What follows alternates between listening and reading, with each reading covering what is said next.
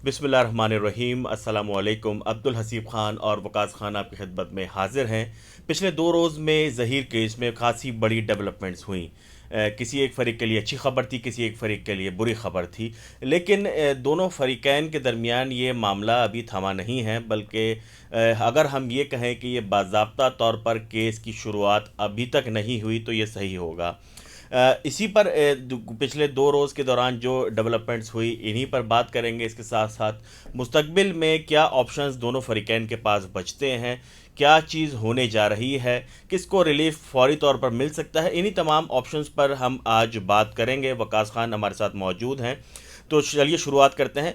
वकास भाई, सबसे पहले तो ये बताएं कि जो 2 रोज़ के दौरान कार्रवाई हुई, यानी पहले 375 के को चालान से ख़त्म किया गया और फिर उसके अगले दिन जो समाअत थी उसमें ज़हीर और शब्बीर की ज़मानतें मुस्तरद हुईं और मेडिको लीगल अलाउ हुआ। तो सबसे पहले तो ये बताएं कि इनका इम्पेक्ट क्या देख रहे हैं आप, इन दोनों जो 2 दिन की 2 समाअतों में मुख्तलिफ ऑर्डर्स हुए, इसका केस पर इम्पेक्ट क्या होगा? हाँ, बहुत शुक्रिया हसीब। पहले तो अच्छा, ये तो 2 दिन से हम मुसलसल यानी आपको बता भी रहे हैं कि मामलात हैं क्या और क्या क्या हो रहा है अदालत से। लेकिन सबसे पहले मेरे ख्याल से आगाज़ करते हैं ख़बर से। बिल्कुल बिल्कुल बिल्कुल। हमारे पास मैं और हसीब दोनों लगे हुए थे इस खोज में कि इस केस से मुतल्लिक कोई ऐसी चीज़ हमारे पास आए जो कि आपके साथ शेयर की जाए। तो सबसे पहले हम आपको ख़बर सुनाते हैं इस केस के हवाले से कि ज़हीर और शबीर की जानिब से वकला ने सिंध हाई कोर्ट से रुजू कर लिया बिल्कुल। और सिंध हाई कोर्ट में ज़मानत की दरख्वास्त जो है वो दायर कर दी गई है। अब मज़ीद सिटी कोर्ट में क्या मामलात हैं उस हवाले से। अच्छा हसीब, ये बताएं सिटी कोर्ट से क्या अपडेट है? सिटी कोर्ट में जो अहकामात अदालत की जानिब से जारी फरमा दिए गए, उसका डॉक्यूमेंट्स किसी को प्रोवाइड किए गए अभी बिल्कुल। तक? अभी तक जो हमारी आखिरी जो हमने हमारी जो बात हुई थी, अभी तक जब तक ये जिस वक्त हम ये वीडियो रिकॉर्ड कर रहे हैं, किसी भी फरीक को अभी तक अदालती हुक्मनामे की जो कॉपी है वो अभी तक नहीं मिल सकी है। हमारी इतला ये है कि जो चालान पर ऑर्डर हुआ था, जो अदालत ने वर्बली ऑर्डर दिया था जिसमें 375 को ख़त्म किया था, उस पर भी अदालत से अभी तक तहरीरी ऑर्डर जारी नहीं हो सका है। इसके साथ साथ जो गुज़िश्ता रोज़ जो 2 ऑर्डर अदालत की जानिब से आए थे जिसमें ज़मानत की मनसूखी और मेडिको लीगल की इजाज़त थी, उस दोनों ऑर्डर के जो रिटर्न तहरीरी ऑर्डर जिसे हम कहते हैं वो अभी तक नहीं मिल सके। तहरीरी ऑर्डर के बाद ही कोई भी ऑर्डर जो है वो इम्प्लीमेंट होता है, या अगर कोई फ़रीक इससे मुतासर होता है और अगर उसको सही नहीं समझता और अपील पर जाना चाहता है तो उस सूरत में भी तहरीरी ऑर्डर जो है और उसकी सर्टिफाइड कॉपी जो है वो बहुत ज़रूरी होती है। अच्छा, अब ये बताएं कि हाई कोर्ट से रुजू कर लिया है, दरख्वास्त ज़मानत लगा दी है, सर्टिफाइड कॉपी अभी तक मिली नहीं है, तो ये कब मिलेगी और क्या होगा? देखिए, कोशिश तो यही की जा रही है, जो ज़हीर और शबीर के वकला हैं वो कोशिश कर रहे हैं कि उनको सर्टिफाइड कॉपी मिले ताकि वो हाई कोर्ट में जमा करा सकें। बेल जमा करा दी गई है। अब बेल पर आर्गूमेंट्स या नोटिस तब होंगे जब सर्टिफाइड कॉपी साथ मुंसलिक की जाएगी और उस पर ही इन्हिसार होगा इनकी तमाम तर आर्गूमेंट्स का, जो सिंध हाई कोर्ट में ये देंगे। लेकिन अब तक इतलात जैसे हसीब ने बताया कि हसीब की मालूमात के मुताबिक यानी अभी तक सर्टिफाइड कॉपीज़ जो है वो किसी फ़रीक को फ़राम नहीं की जा सकी। हम भी कोशिश में लगे हुए थे, हमें मिल जाए, हमें भी नहीं मिल सकी। ज़ाहिर है वकला को नहीं मिली तो हमें कैसे मिलेगी। इसके साथ साथ ज़हीर हसीब मेरे ख़्याल से वो जो मेडिकल का है ऑर्डर है अदालत की जानिब से, उस हवाले से भी तब तक पेशरफ नहीं हो सकती जब तक ये ऑर्डर हतमी शक्ल में बाहर नहीं आ जाता और तमाम फरीक़ैन को मिल नहीं जाता। पुलिस को मेडिकल के हवाले से कराने के हवाले से जो अदालती अहकामात हैं उसकी सर्टिफाइड कॉपी मिलेगी, उसके बाद पुलिस उस पर मज़ीद आगे की कार्रवाई करेगी। लेकिन अभी तक कॉपीज़ नहीं मिल सकी जिसकी वजह से ताख़ीर का सामना है। हमारी इतलात ये हैं कि गुज़िश्ता रोज़ ही जब बेल रिजेक्ट हुई तो ज़हीर के वकला की जानिब से सिंध हाई कोर्ट से रुजू किया गया और मसला यही आ रहा है कि वहाँ सर्टिफाइड कॉपी अभी तक जमा नहीं कराई जा सकी जिसकी वजह से ताख़ीर हो रही है।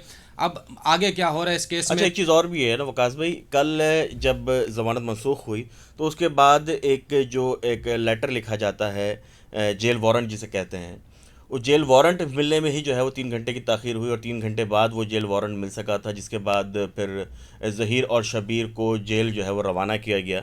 तो ये ताख़ीर होती ज़रूर है, लेकिन ये बताएं कि जब ये मामला हाई कोर्ट पहुंचेगा तो 2 ज़मानतें जो इस केस में गिरफ़्तार मुल्ज़िमान हैं, जिसमें निकाह ख्वाह और गवाह शामिल हैं, उनकी ज़मानत भी हाई कोर्ट पे है। سب سے پہلے تو یہ بتائیں کہ یہ معاملہ ہائی کورٹ میں چلے گا تو کس طرح چلے گا، اور سیکنڈ یہ بھی بتائیے گا کہ جسٹس جنید غفار صاحب جو ہیں ان کا آرڈر ابھی تک انٹیکٹ ہے، جو انہوں نے جو ہے اس کیس سے متعلق ہائی کورٹ کا آرڈر دیا تھا، بیل پر اس آرڈر کا کچھ اثر پڑ سکتا ہے؟ دیکھیں جو ملزمان کے وکیل ہیں یا وکلاء ہیں، جو ان کی ٹیم ہے، وہ تو یہی کوشش کرے گی کہ جو اس کیس سے منسلک جتنے بھی احکامات عدالتوں سے آئے ہیں، چاہے وہ سندھ ہائی کورٹ ہے، چاہے وہ مجسٹریٹ صاحب ہیں لاہور کے، چاہے سٹی کورٹ سے جو احکامات ہیں ان کے نقول سرٹیفائڈ کاپیز اس کیس کے ساتھ منسلک کی جائیں گی، تاکہ عدالت کو بتایا جائے کہ کس کس وقت سپریم کورٹ سے لے کر ماتحت عدالتوں تک جو جو احکامات عدالتوں کی جانب سے آئے ہیں وہ سامنے رکھے جائیں گے، اور اسی پر انحصار ہوگا، سارا کا سارا دار و مدار اسی پر ہوگا۔ اب وہ جو دو نکاح خواں اور گواہ ہیں، ہو سکتا ہے ان کی بیلز بھی اسی، یعنی ان دونوں جو ابھی جو بیل کی درخواستیں آئی ہیں اور پچھلی جو بیلز ہیں، ان سب کو ایک ساتھ کر کے ہی سنا جائے، اور اس کے ساتھ ساتھ پولیس عدالت کو بتائے گی کہ کیا معاملہ ہے، پروسیکیوشن بتائے گی عدالت کو، سمجھائے گی کہ کیوں بیل ریجیکٹ ہوئی، دفعات کا اضافہ کیوں کیا گیا۔ یہ تمام تر چیزیں عدالت میں جو ہے دکھائی جائیں گی، اور جو کل کی جو عدالت کے احکامات ہیں اس کی روشنی میں سندھ ہائی کورٹ فیصلہ کرے گی۔ آپ نے جو بات پوچھی کہ سندھ ہائی کورٹ اس سے پہلے کہہ چکی، ان دونوں کو جانے کی اجازت دے چکی ہے، وہ آرڈر بھی موجود ہے۔ اس سے پہلے ایک میڈیکل آیا، اس میں عمر جو ہے وہ 17 اور 18 سال کی بھی، جو سب سے پہلا جو میڈیکل کی عمر کا تعین کیا گیا تھا، اس کے بعد میڈیکل بورڈ کی عمر آئی۔ اچھا، اس کیس میں بہت ہی یعنی اتار چڑھاؤ آ رہا ہے، یعنی ہم ایک دن دیکھتے ہیں کہ ملزمان جو ہیں ان کے حق میں کچھ اچھی چیز آ جاتی ہے، دوسرے دن دیکھتے ہیں جو مدعی مقدمہ ہیں ان کے حق میں کوئی چیز سامنے آ جاتی ہے۔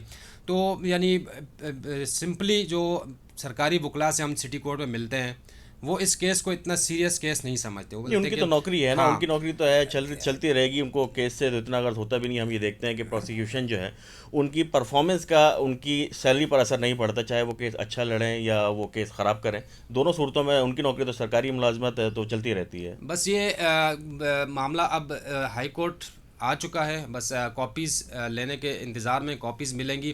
اچھا عظیم، مجھے یہ بتائیں، میں آپ سے ایک سوال کرنا چاہ رہا ہوں کہ اب چالان ایکسیپٹ ہو چکا ہے اور ضمانتیں ریجیکٹ ہو چکی ہیں، اب ناظرین بھی یہ سننا چاہ رہے ہوں گے کہ کیس اب کیا رخ اختیار کرے گا۔ ہم تو یہ سمجھتے ہیں کہ چالان ایکسیپٹ ہونے کے بعد ہی کیس کا باقاعدہ آغاز ہوتا ہے۔ نہیں، تو میں اس میں تھوڑی سی تصحیح کروں گا۔ ٹھیک ہے، چالان پیش کر دیا گیا ہے، لیکن کیس کا آغاز جو ہے نا، جسے ہم کہتے ہیں ٹرائل کا سٹارٹ ہوتا ہے، وہ ہوتا ہے چارج فریم سے۔ چالان آ گیا، چالان منظور ہو گیا، جو اس میں ترمیم کرنی تھی عدالت کی جانب سے کر دی گئیں، جو سیکشن ہٹانی تھیں یا شامل رہنی تھیں، وہ پروسیس کمپلیٹ ہو چکا ہے۔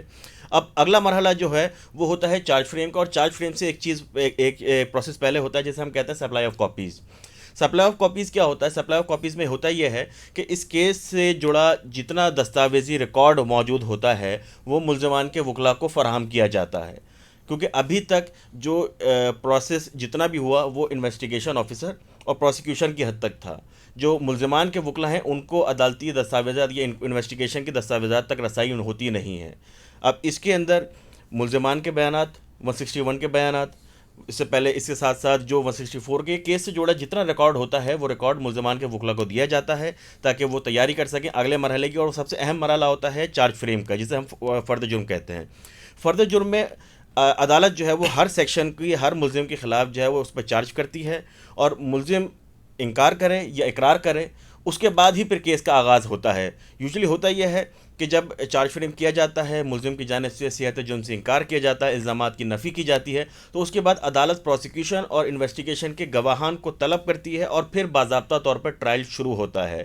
ایسا بہت کم ہی ہوتا ہے کہ کوئی ملزم عدالت کے اندر پیش ہو اور وہ چارج فریم پہ ہی جو ہے وہ اپنا جرم قبول کر لے، تو ایسی صورت میں چارج فریم کے بعد ہی اس ملزم کو سزا سنا دی جاتی ہے، اور اگر ملزم انکار کرتا ہے تو پھر ٹرائل شروع ہوتا ہے، اور پروسیکیوشن کا کام ہوتا ہے کہ وہ جو الزامات چالان تک یا فرد جرم تک انہوں نے مینٹین رکھے ہیں ان کو ثابت کریں، اور جو ملزمان کے وکلاء ہیں ان کی کوشش ہوتی ہے کہ کسی طریقے سے جو ہے وہ اپنا ملزم جو ہے جو ان کا جو وہ فریق ہے اس کو ریلیف فراہم کروایا جا سکے، اور جو الزامات پروسیکیوشن نے لگائے ہیں ان کو ناکام کیا جا سکے۔ بالکل، یہ دیکھیں اب معاملہ یہ ہے کہ جیسے کل بظاہر یہ دکھ رہا تھا کہ جیسے یعنی سزا، ایسا تاثر دیا جا رہا تھا جیسے سزا ہو گئی، ملزم سزا نہیں، یہ حصہ ہے، یعنی جیسے ٹرائل ہوتا ہے، مقدمات چلتے ہیں، اس کا حصہ ہے. بڑے بڑے مقدمات میں ہم نے دیکھا بیل ریجیکٹس ہو جاتی ہیں، اس کے بعد جیل جاتے ہیں، پھر بیل ہو جاتی ہے، اور اس کے بعد باقاعدہ چارج، جیسے حسیب نے کہا چارج فریم کے بعد ٹرائل کا باقاعدہ آغاز ہوتا ہے. اچھا، اس پر اب یہ دیکھنا ہے کہ جو برڈن ہے، جو سارا جھکاؤ ہوگا وہ پروسیکیوشن کی طرف ہوگا. پروسیکیوشن کو چیزیں ثابت کرنی ہیں، الزامات ثابت کرنی ہیں. جیسے کہ کہا کہ فرد جرم عائد کی جاتی ہے. زیادہ تر 99% مقدمات میں ہم نے دیکھا کہ صحت جرم سے انکار کیا جاتا ہے، یعنی وہ جو الزامات پروسیکیوشن کی جانب سے لگائے جاتے ہیں اس سے ملزم انکار کر دیتا ہے کہ یہ جھوٹے اور بے بنیاد الزامات ہیں. تو اس کے بعد یہ ہوتا ہے کہ عدالت پھر نوٹسز جاری کر دیتی ہے اور گواہان کو طلب کرتی ہے اس کیس میں، اور جو شواہد ہوتی ہے وہ عدالت میں منگوائے جاتے ہیں. اب معاملہ یہ ہے کہ اگر کوئی ملزم اسی وقت کہہ دے کہ بھئی یہ جو الزامات لگائے گئے ہیں یہ سچے ہیں، یہ ٹھیک ہیں، تو اسی وقت عدالت جو ہے اس کیس کا فیصلہ سنا دیتی ہے، اور جو بھی فیصلہ ہو اس کیس کے حساب سے کر دیتی ہے. لیکن زیادہ تر ہم نے یہی دیکھا ہے کہ صحت جرم سے انکار کر دیا جاتا ہے. صحت جرم سے انکار کے بعد اب پروسیکیوشن کا کام ہوتا ہے کہ وہ جو الزامات لگائے گئے ہیں، وہ جو دفعات لگائی گئی ہیں، ان دفعات کے یعنی سپورٹ میں ان کے پاس کیا چیزیں ہیں، کیا شواہد ہیں، کیا گواہ ہیں، کون سے گواہ ہیں. وہ جو فہرست ہم نے آپ کو بتائی تھی کہ کتنے گواہ شامل ہیں، ان گواہوں کو عدالت میں پیش کیا جائے گا، وہ عدالت میں بیانات دیں گے. اس کے ساتھ ساتھ جو شواہد کا تذکرہ اگر پولیس کر رہی ہے، لیکن یہ چارج فریم سے پہلے ایک مرحلہ اور بھی ہوتا ہے، وہ جو مفرور ملزمان ہیں ان کو اشتہاری قرار دینے کا. ہوتا یہ ہے کہ جب کسی بھی مقدمے میں اگر کچھ ملزمان مفرور ہیں، جیسا کہ اس مقدمے میں ہے تقریباً میرے خیال 6 ملزمان ہیں جو کہ مفرور قرار دیے گئے ہیں پولیس کی جانب سے. تو سب سے پہلے مرحلے میں ان کے لیے جو ہے وہ عدالت حکم دیتی ہے 87-88 کی کارروائی کا، جسے ہم اشتہاری قرار دینے کی کارروائی کا جو ہے وہ کہتے ہیں. اور اس میں ہوتا یہ ہے کہ پولیس کو جو ہے وہ وقت دیا جاتا ہے، ان کے لیے ناقابل ضمانت وارنٹ گرفتاری جاری کیے جاتے ہیں، اور دوسرے مرحلے میں ان کے شناختی کارڈ بلاک کرنا، اور اگر وہ کسی پراپرٹی کو اون کرتے ہیں تو اس کو بھی ضبط کر لیا جاتا ہے. اور پھر اس کے بعد عدالت جو ہے وہ ان ملزمان کو اشتہاری قرار دیتی ہے اور ان کے دائمی وارنٹ گرفتاری جاری ہوتے ہیں، جس کا مطلب یہ ہوتا ہے کہ وہ کیس کے ٹرائل کا حصہ نہیں ہے، لیکن جس وقت وہ گرفتار ہوں گے تو ان کا ٹرائل دوبارہ سے شروع کیا جائے گا. تو یہ مرحلہ بھی ضروری ہوتا ہے، اور اس کے بعد ہی پھر جو ہے وہ چارج فریم کا مرحلہ شروع ہوتا ہے. لیکن ایک چیز اور بھی یہاں پر آپ کو اہم بتاتے چلیں کہ یہ جو سیکشنز پروسیکیوشن کی جانب سے ایڈ کیے گئے یا 375 کا سیکشن نکالا گیا، یہ حتمی نہیں ہے. میڈیکو لیگل الا ہوا، میڈیکو لیگل معائنہ ہوتا ہے یا نہیں ہوتا، ہم اس پر ابھی بات نہیں کر رہے، کیونکہ جب ریٹرن آرڈر آئے گا تو اس میں چیزیں کلیئر ہوں گی. لیکن اگر میڈیکو لیگل معائنہ ہوتا ہے اور اس کے بعد 375 کا سیکشن ایڈ کیا جاتا ہے، تو اس صورت میں بھی جو ہے وہ ایک ترمیمی جو ہے وہ چالان جو ہے کسی چالان کے ذریعے جو ہے وہ اس کو مزید ایڈ کیا جائے گا. اور اگر یہ مرحلہ صرف چارج فریم سے پہلے تک نہیں ہوتا، بلکہ عدالتی فیصلہ آنے سے، یعنی کہ اس کا فیصلہ آنے سے پہلے تک پروسیکیوشن کے پاس یہ اختیار ہوتا ہے کہ وہ عدالت کو درخواست دے کے مزید کچھ دفعہ شامل کرنا چاہیں تو وہ کر سکتے ہیں. اور ایسی صورت میں چارج فریم کے بعد اگر کوئی سیکشن شامل کیا جاتا ہے تو اس کے لیے پھر ایک ترمیمی فرد جرم عائد کی جاتی ہے، اور اس سیکشن کے تحت بھی پھر ٹرائل دوبارہ کا آغاز کیا جاتا ہے. جی وکاس. دیکھیں، یہ اب کوئی بھی چیز اس وقت حتمی نہیں ہے، کوئی بھی چیز حتمی نہیں ہے. جیسے کہ ہم دیکھ رہے ہیں کہ روز اس کیس میں کوئی نئی چیز سامنے آ جاتی ہے، تو ہو سکتا ہے کہ دفعات کا اضافہ ہو جائے، ہو سکتا ہے کہ دفعات مزید کم ہوتے ہوتے کیس ختم ہو جائے. تو کسی بھی چیز کو نظر انداز نہیں کیا جا سکتا. لیکن وہی بات کہوں گا پھر سے میں کہ پروسیکیوشن پر جو برڈن ہے وہ بڑھ چکا ہے. پروسیکیوشن کو ثابت کرنی ہے تمام چیزیں، کیونکہ الزامات لگائے گئے ہیں اور جو ملزم ہیں وہ اس چیز سے انکاری ہیں. جیسے کہ ہم نے دیکھا پروگریس رپورٹ میں بھی دیکھا، چالان میں بھی، کہ ظہیر اس بات کے ماننے سے انکاری ہے کہ وہ کراچی آیا تھا، ٹھیک ہے، جبکہ شبیر یہ کہہ رہے ہیں کہ وہ کراچی آئے تھے. اب یہ چیزیں جو ہیں، یہ سب چیزیں پولیس نے تحقیق کر لی اپنی. اب مزید عدالت میں ان چیزوں کو ثابت کرنے کے لیے پولیس کے پاس کیا مواد ہے، جبکہ آخری جو پولیس نے جو مبینہ مغویہ ہیں ان سے جو بیان لیا ہے، اس بیان کے مطابق پولیس ذرائع یہ بتا رہے ہیں کہ اب تک وہ اسی جو ہائی کورٹ اور مجسٹریٹ کے سامنے جو بیان دیا گیا ہے اس پر قائم ہیں.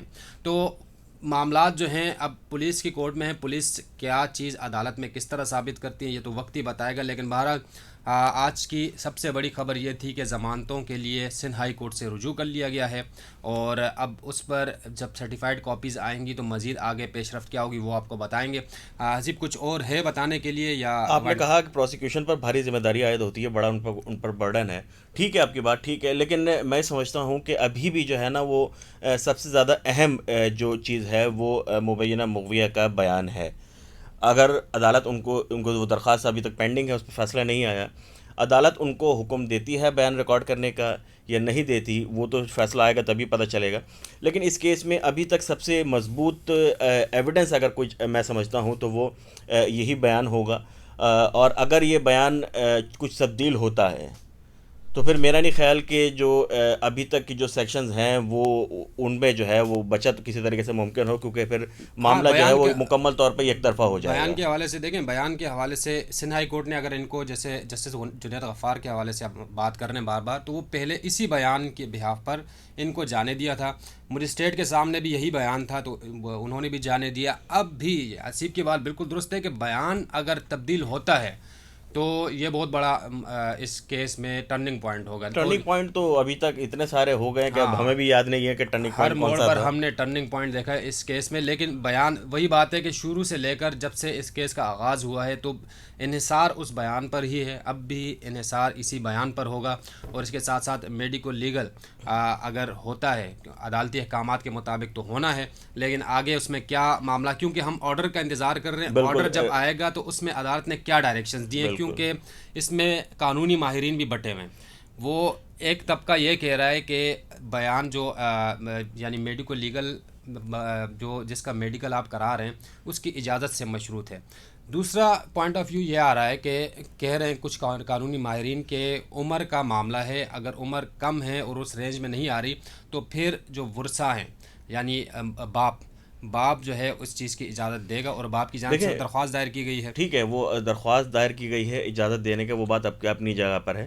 لیکن میری کچھ جو ہے نا وہ سینئر لائر سے بات ہوئی تھی، وہ یہ کہتے ہیں کہ کورٹ کی روٹین ایک پریکٹس کیا ہے. روٹین پریکٹس یہ ہے کہ یوزلی جب معاملہ 6 سال 7 سال 5 سال یا 8 9 سال کی بچی کا ہوتا ہے تو اس صورتحال میں عدالتی پریکٹس یہ ہے کہ جو قانونی ورثہ ہوتے ہیں، یعنی ان کے جو والدین ہوتے ہیں یا نگران ہوتے ہیں جنہیں لیگل گارڈین کہا جاتا ہے، وہ اس کے جو ہے وہ میڈیکو لیگل سے متعلق فیصلہ کرتے ہیں. لیکن اس طرح کی عدالتی پریکٹس میں 14 15 16 یا 17 سال کی ایج میں جب کوئی متاثرہ فریق ہوتا ہے تو اس صورت میں اس کا کنسنٹ لازمی قرار دیا جاتا ہے.